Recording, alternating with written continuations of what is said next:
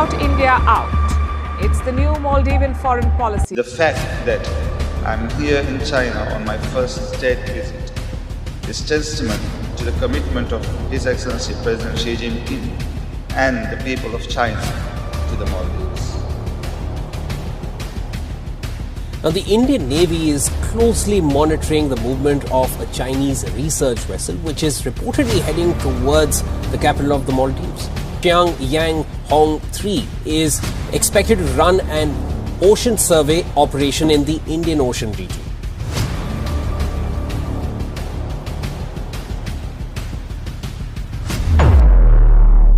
Boycott Maldives, ये word आपने social media पे जरूर सुना होगा। आज क्रिकेटर से लेकर बड़े बड़े सेलिब्रिटीज भी मालदीव को बॉयकॉट कर रहे हैं। कई लोगों ने अपनी मालदीव की ट्रिप कैंसिल कर दी। भारत की सबसे बड़ी ट्रैवल एजेंसी ईज माई ट्रिप ने भी मालदीव की सभी बुकिंग कैंसिल कर दी है। आज लोग मालदीव से नफरत कर रहे हैं, लेकिन मालदीव के खिलाफ इतनी नफरत क्यों? मालदीव जो एक जमाने में इंडिया का दोस्त हुआ करता था, मालदीव आज के समय में एंटी इंडिया हो रहा है। मालदीव की गवर्नमेंट एंटी इंडिया हो रही है। आज मालदीव के लोग इंडिया के खिलाफ नफरत कर रहे हैं, लेकिन ऐसा क्यों? क्या इसके पीछे वहाँ के प्रेसिडेंट मोहम्मद मुइज़ू का हाथ है, या फिर इसके पीछे हमारे नेबर कंट्री चाइना का हाथ है? लेकिन इंडिया और मालदीव के बीच चाइना कहाँ से आया? चाइना कैसे सीक्रेटली भारत के सभी नेबर कंट्रीज को भारत के खिलाफ कर रहा है? पहले नेपाल, भूटान, फिर बांग्लादेश, श्रीलंका को भारत के खिलाफ कर रहा था और अब मालदीव को भी कर रहा है। इसके पीछे चाइना कौन सा जियोपॉलिटिक्स गेम खेल रहा है और भारत को इससे कैसा नुकसान होगा? आज की वीडियो में हम इसी के बारे में बात करेंगे।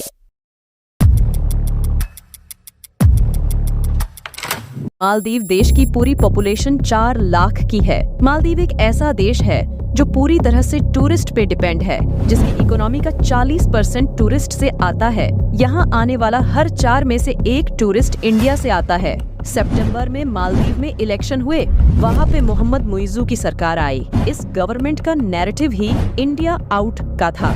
इंडियन आर्मी को मालदीव से बाहर निकालना था। मोहम्मद मुइज़ू की सरकार काफी एंटी इंडिया है। इन्होंने बहुत सारे एंटी इंडिया स्टेप उठाए हैं। जब भी मालदीव की सरकार बदलती है, तब वहाँ के प्रेसिडेंट अपना पहला दौरा भारत का करते थे, लेकिन जब मोहम्मद मुइज़ू की सरकार आए, तब इन्होंने अपना पहला दौरा तुर्की का किया और दूसरा दौरा चाइना का किया।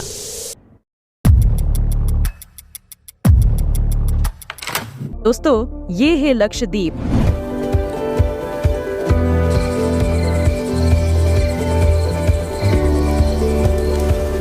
हाल ही में हमारे प्राइम मिनिस्टर नरेंद्र मोदी यहाँ विजिट किए थे। इन्होंने लक्षद्वीप की फोटोज वीडियोस सोशल मीडिया पर पोस्ट किए। जब इन्होंने लक्षद्वीप को प्रमोट किया, तब मालदीव के कई मंत्रियों ने भारत को बहुत बुरी तरीके से क्रिटिसाइज किया, बहुत ही गलत तरीके से भारत की आलोचना की।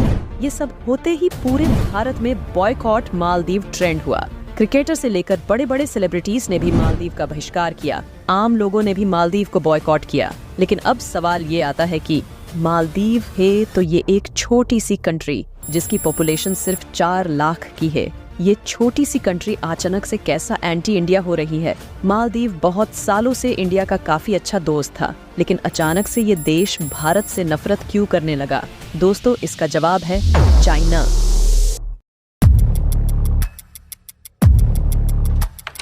दोस्तों, मालदीव बॉयकॉट का सबसे ज्यादा फायदा अगर किसी को होगा तो वो चाइना है। लेकिन कैसे? आज ज्यादातर भारतीय मालदीव में नहीं जाना चाहते हैं। इससे मालदीव को तो नुकसान होगा, लेकिन चाइना को इससे सबसे ज्यादा फायदा है, क्योंकि चाइना यही तो चाहता है कि भारत मालदीव से दूर चला जाए और चाइना उनके और नजदीक आ जाए। चाइना मालदीव में बहुत सारे पैसे इन्वेस्ट कर रहा है, वहाँ हाईवेज बना रहा है, अपने देश के लोगों को मालदीव में जाने के लिए प्रोत्साहन कर रहा है। जब मालदीव के प्रेसिडेंट्स चाइना आए थे, तब चाइना ने उनका स्वागत वैसे ही किया था जैसे कोई अमेरिका या रशिया का प्रेसिडेंट आया हो। खुद शी जिनपिंग मालदीव के प्रेसिडेंट्स का इंतजार कर रहे थे। लेकिन ऐसा क्यों?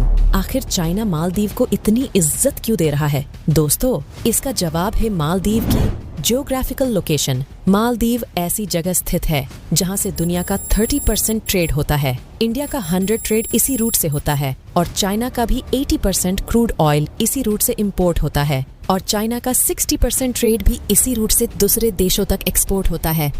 इंडिया और चाइना दोनों देशों के लिए ये रूट काफी ज्यादा इम्पोर्टेंट है, इसीलिए दोनों देश मालदीव से अपनी दोस्ती रखना चाहता है, खास करके चाइना।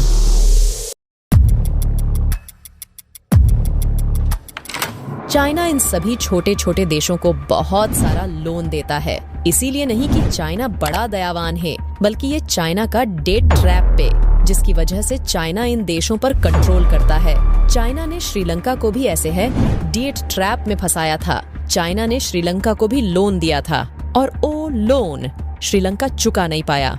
इसके बदले में चाइना ने Sri Lanka Hambantota international port 99 years के लीज पे ले लिया। चाइना ने ऐसे ही 50 से ज्यादा छोटे छोटे कंट्रीज को लोन दिया है। चाइना को पता है ये सारे देश चाइना का लोन रिकवर नहीं कर पाएंगे, फिर भी चाइना इन्हें लोन देता है और बदले में उनकी प्राइवेट प्रॉपर्टी पे कब्जा कर लेता है। ये चाइना का डेट ट्रैप है, जिससे वो इन देशों को कंट्रोल कर रहा है। देखो दोस्तों, चाइना ही एक ऐसा देश है जो पूरी दुनिया को खतरे में डाल सकता है। दोस्तों, आज के समय में भारत का सबसे बड़ा दुश्मन चाइना है। चाइना भारत के हर नेवर कंट्री को भारत के खिलाफ कर रहा है। नेपाल, भूटान, बांग्लादेश, श्रीलंका और अब मालदीव, ये सब देश कुछ सालों पहले भारत के अच्छे दोस्त थे, लेकिन आज के समय में इस सभी देशों से भारत के रिश्ते खराब चल रहे हैं। भारत आज दुनिया की सबसे फास्ट ग्रोइंग इकोनॉमी है। चाइना आज दुनिया में सेकंड सबसे बड़ी इकोनॉमी है, जो एशिया में नंबर 1 है। और चाइना को ये पता है कि भारत ही वो देश है जो चाइना को टक्कर दे सकता है, इसलिए चाइना हर वो कर सकता है जिससे वो भारत को पीछे छोड़ सके, एशिया में नंबर 1 बन सके। इसलिए इंडिया मालदीव के खराब रिलेशन से सबसे ज्यादा फायदा किसी को होगा तो वो चाइना है। दोस्तों, इस पे आपकी राय क्या है, हमें कमेंट करके जरूर बताएं।